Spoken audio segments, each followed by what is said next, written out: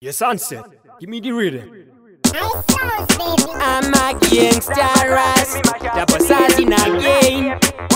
I sounding.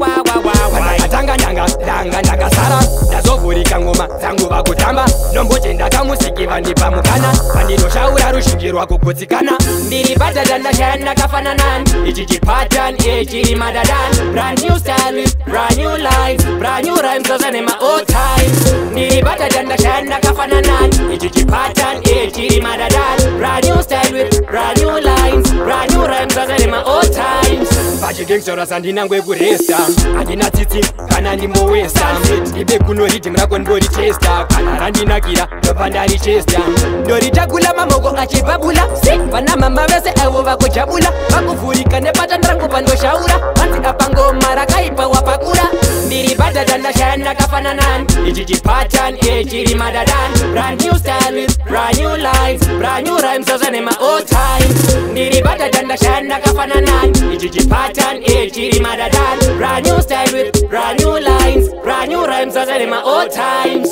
pandakatanga ndanga ndakasara ndazovhurika ngoma dzangu vakutamba nombochenda kamusiki vandipa mukana vandinoshaura rushinjirwa kugutsikana. It's a new style in a dancehall, another level in a Zimbabwean dancehall. Tell them say we not believe in a the devil.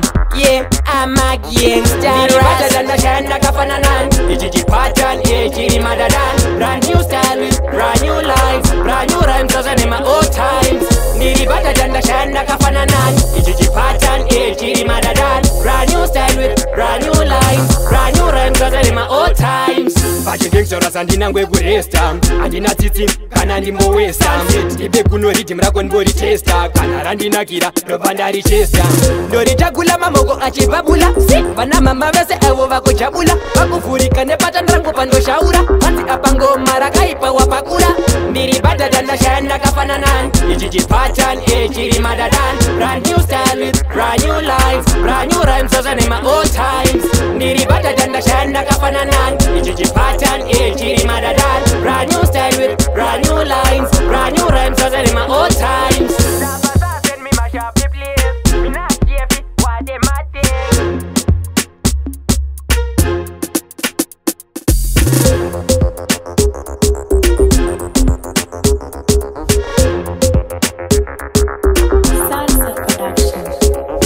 Ndiri badadan em ndazojamuka kuita kunge vane